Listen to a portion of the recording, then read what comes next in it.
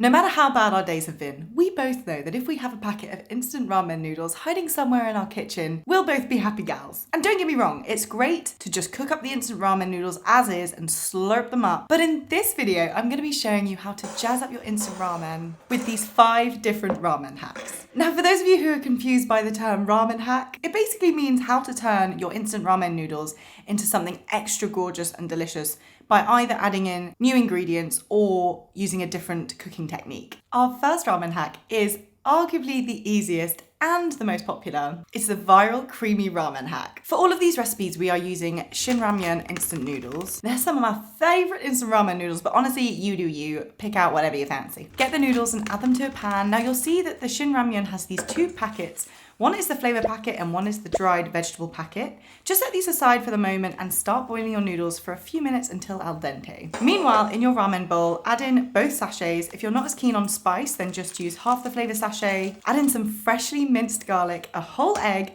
1 tablespoon of mayonnaise, and give it a really good mix until well combined. Once your ramen noodles are cooked, add a ladle of the noodle water into the bowl and make sure to add it slowly because this will temper the eggs and prevent it from curdling and turning into like scrambled eggs, which is just like bleh. Once that's all mixed, drain your noodles and add them to your ramen bowl. Give the noodles a toss so that they're fully coated in the sauce, then top with spring onions and chili oil. It's slurpy, it's delicious, and not too spicy because the spice packet has been balanced out with the egg and mayonnaise combination. Next up, we've got my peanut butter ramen. I must admit, this has to be a recipe that I come back to time and time again. It's freaking delicious. And I know this is minor, but it does have that extra boost of protein from the peanut butter, probably about 4 grams. So it's not huge, but every little counts. So this time round, add the noodles into a pan of boiling water with both the flavor sachet and the vegetable sachet.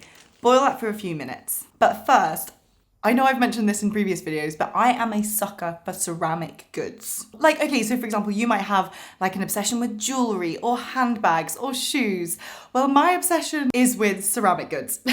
So this bowl, for example, is from a place called Sophia Ceramics in Stockwell. It's an independent place and once a month they open up their shop to the public. I have a few other bits and bobs from them, but honestly, it just brings me so much joy buying handmade kitchen items from independent places.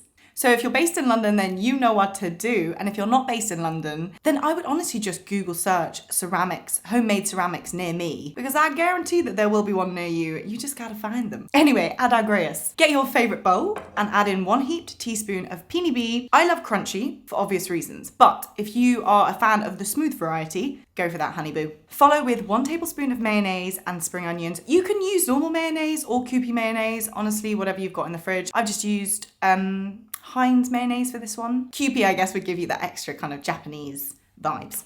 Meanwhile, you want to fry an egg, if I can avoid it. I never, ever eat ramen without an egg. They're like 2 peas in a pod for me. The eggs just always add such a fantastic creaminess that just hits the spot for me. Fried and soft boiled are my personal favourites. You've also got onsen egg, which is basically an even more softer boiled egg. Long story short, just give me the egg. Once our noodles are cooked to perfection, add in a ladle of that spicy noodle water into the bowl and mix it thoroughly to create a silky, nutty broth. Drain the noodles and then add them to your bowl. Give everything a toss so that your noodles are covered and silky and delicious. Top the peanut butter ramen with your crispy fried egg, chopped coriander or cilantro, sesame seeds and chili oil. And voila, she is served. You've got that stunning egg yolk providing an extra creaminess to the dish. I love to smash up the egg and mix it all in with the noodles.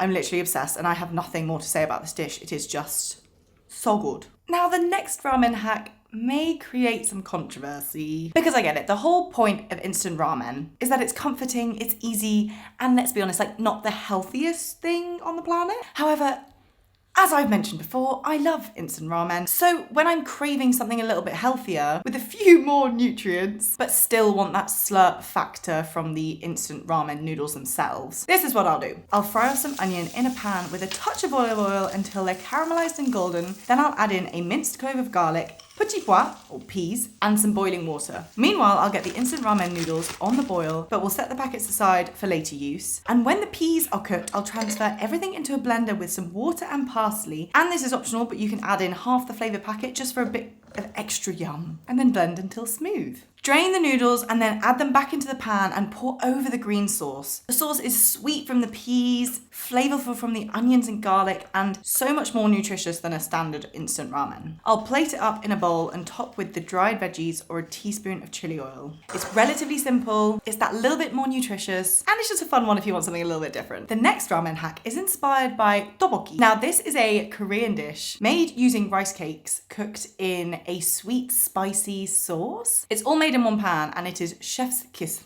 So place some minced garlic in a pan with olive oil, then add in 500 milliliters of chicken stock, 1 tablespoon of gochujang. This is a Korean fermented red pepper paste. It's smoky, it's slightly sweet, pretty spicy, and it very much deserves a spot in your pantry. So hop on down to your local Asian supermarket and go get some. And you can thank me later. Follow with some sugar to balance out the spice, soy sauce, gochugaru flakes, which are Korean red pepper flakes, also delicious and also deserve a place in your pantry, and some sesame oil. Give it a good whisk until everything is well combined, then add in the ramen noodles, followed by the rice cakes. You can buy rice cakes in cylindrical form, like these ones, or disc form. You can also buy them frozen or just in the fridge section. They're a bit of a funny one. I personally love them. Henry, my boyfriend, has a bit of a love-hate relationship with them. He's like, oh, I really love the texture because they're super chewy. But then if you've never had that kind of texture before, it can be a little bit off-putting. So give them a go. Let me know what your thoughts are, because I personally love them, but I know that they're not everyone's cup of tea. Cook on high heat until the noodles have softened. Once the liquid has thickened slightly, top with grated mozzarella, sliced spring onions, and black sesame seeds. Add on a lid and leave to steam until the cheese has melted. Now damn, would you look at that? A feast for the eyes.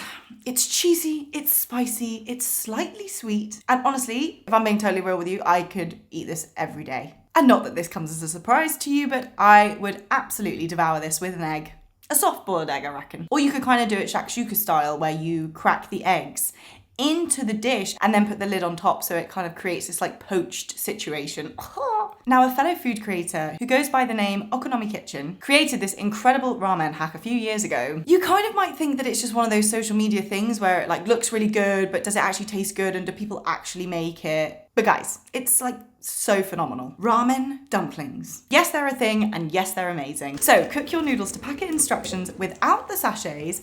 Add the sachets to a separate bowl with a tablespoon of mayonnaise and add in your drained ramen noodles. You can add a bit of the noodle water if you're struggling to combine everything. Okay, and honestly, when making these dumplings, right, I struggle, especially if I'm hungry, I struggle not to just devour the ramen as is, without the dumpling wrappers, but trust me, it's worth the wait. Get yourself a plate or bowl and add in some warm water. Then you want to use rice paper, dunk it in the water, and then set it aside on a chopping board. For those of you who don't know, I worked as a chef at a Vietnamese restaurant. So I have rolled hundreds of summer rolls, which basically use these rice paper wrappers. And I have a few tips for first timers because it can be a little bit tricky. So first up, use lukewarm water and place it in a bowl or a deep plate and dip the rice paper in for literally 2 seconds. Just make sure it's all submerged and then bring it out and give a little shake to remove any excess water and place it down onto a wooden clean surface. Now, after about 20 to 30 seconds, you'll find that the rice paper becomes sticky, and you want the rice paper to be sticky but not overly ripe so that it tears. You may also find that there are some crunchy parts or drier parts of the rice paper, so just dab your fingers in the water and then dab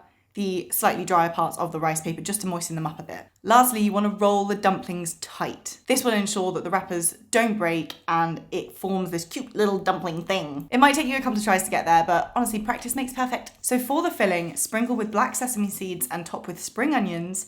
Add a tablespoon or 2 of the noodles into the center and then top with mozzarella cheese. Can you see the consistency of the rice paper here? It's nice and sticky, but not tearing. So pinch the side closest to you and fold over the noodles, then grab one side at a time and fold over the center.